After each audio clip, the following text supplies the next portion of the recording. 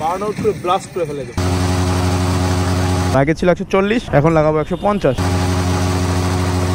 So এই যে euro grip.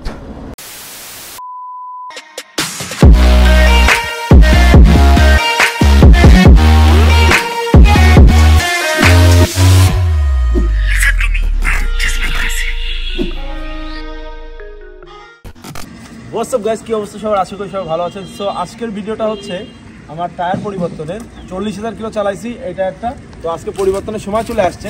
দেখেন কি অবস্থা, টায়ারের পুরো সমান হয়ে গেছে, পুরো টায়ার একদম পাতলা হয়ে গেছে, দুইটা টায়ারই ক্ষয় হয়ে শেষ। তো আজকে আমি নতুন একটা টায়ার ইনস্টল করবো। তো আমার বাইকের জন্য এবার আমি কি টায়ার লাগাচ্ছি সেটা আপনাদেরকে দেখাবো। তার আগে একটা ধামাকা হয়ে যাক, সেটা হচ্ছে বার্ন আউট করে ব্লাস্ট করে ফেলে দেবো।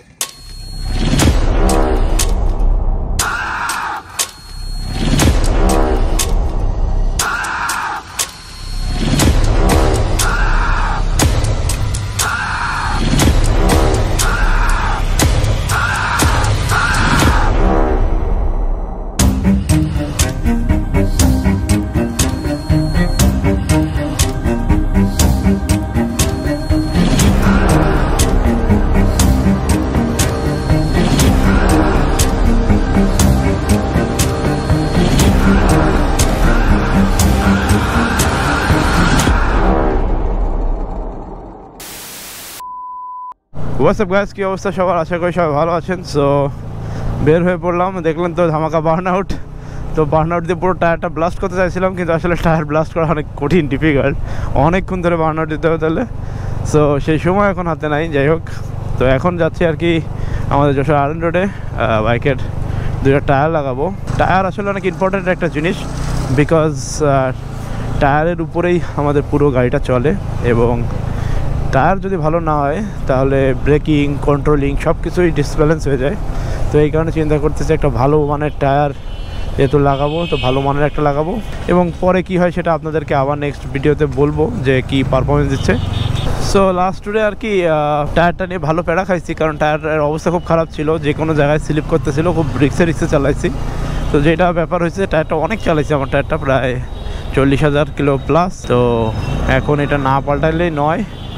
সো পাল্টাবো করে আসলে অনেক দিন হয়ে গেছে। তো আর ফাইনালি এখন চিন্তা করছি পাল্টাই ফেলাই। টাউনের শহরের ভিতরে প্রচুর পরিমাণে জ্যাম দিনের বেলায় থাকে। সো এইটা হচ্ছে আমাদের যশোরের আরএন রোড। এইখানে আর কি সমস্ত সব পার্টসের দোকান, এই যে টায়ারের দোকান আছে এইগুলা।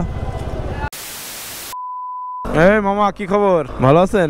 টায়ার পাল্টাতে হবে, চলে আসছি। আর টায়ারের অবস্থা একটু দেখাইনি, দেখেন কি অবস্থা, পুরো ছেঁড়া বেড়া হয়ে গেছে বার্ন আউট মেরে।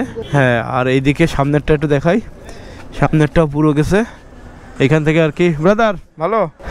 এই যে হ্যাঁ, টায়ারটা চেঞ্জ করার দরকার।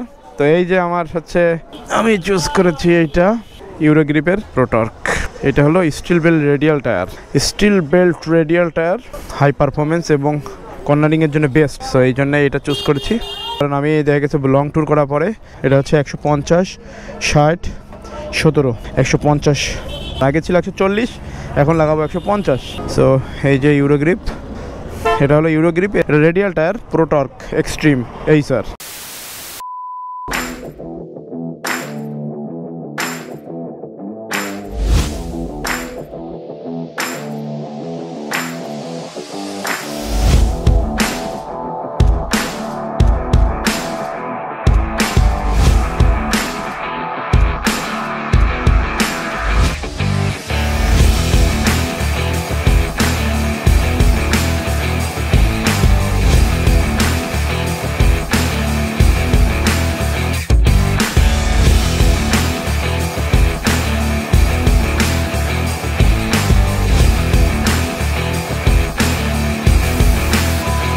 তো টায়ার লাগানো কমপ্লিট, পিছনে লাগানো হয়েছে 150, 60, 17 ZR 17।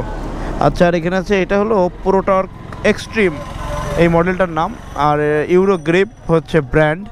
আর টায়ারটা অনেক ইম্পর্ট্যান্ট একটা জিনিস, বিকজ টায়ার ভালো না হলে ব্যালেন্স থাকে না গাড়ির। টায়ার দুই চাকার উপর জীবনটা পুরো নির্ভর করে, সেই জন্য একটা ভালো টায়ার অবশ্যই লাগানো উচিত। চলুন আরও টায়ার সম্পর্কে কিছু কথা বলি।